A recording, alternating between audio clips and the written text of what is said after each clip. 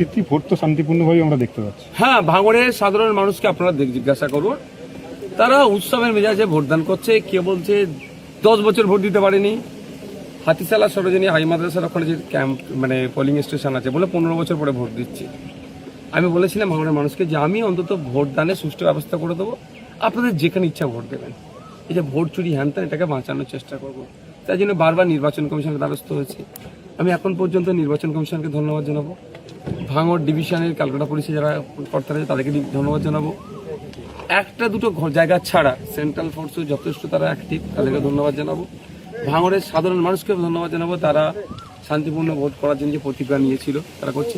এবং ভাঙড়ের তৃণমূলের একটা অংশ যারা সত্যিকার অর্থে এই শান্তিপূর্ণ ভোটের সাথে তারা সহযোগিতা করছে, এবং আইএসএফের নেতৃত্ব সবাইকে আমি ধন্যবাদ জানাবো যে ভাঙড় আজকে একটা উচ্চ মাত্রায় যাচ্ছে।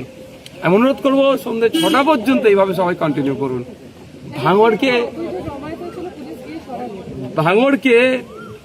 ভাঙড়কে আজকে নতুন করে মানুষ চিনবে। অ্যাকচুয়াল ভাঙড় হচ্ছে এটাই, যে ভাঙড়ের মানুষ মারামারি হিংসা কিছু চায় না, একটু শান্তিতে থাকতে চায়।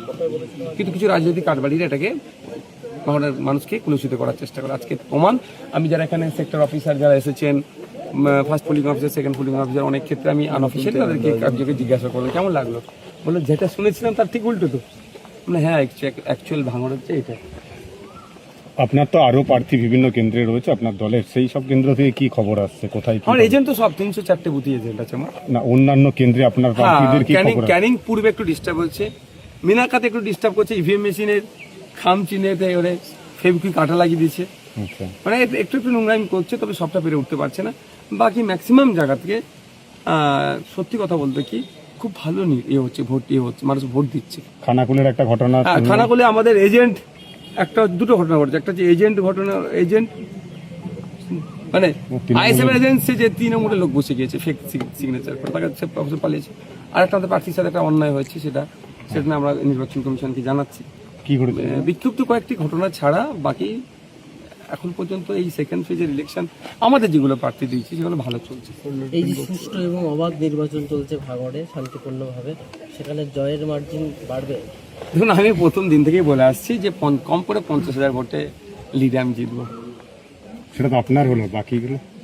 এবার বাকিগুলো তো নিশ্চিতভাবে আমাদের যারা আমরা ফাইট দিয়ে আমরা বার হবো। আর আমরা কনফিডেন্স, আজকে যেভাবে নির্বাচন হচ্ছে কনফিডেন্স অনেকটা বিল্ড আপ হচ্ছে। কারণ আমি বলেছিলাম ডবল ডিজিট নিয়ে আসবো না বিধানসভায়, আমি বলছি ডবল ডিজিট নিয়ে আসবো।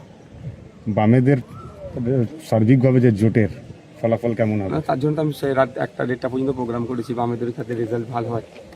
তা আমার শুধু একটা রেজাল্ট ভালো না, বামেদেরও রেজাল্ট ভালো হবে, আমাদের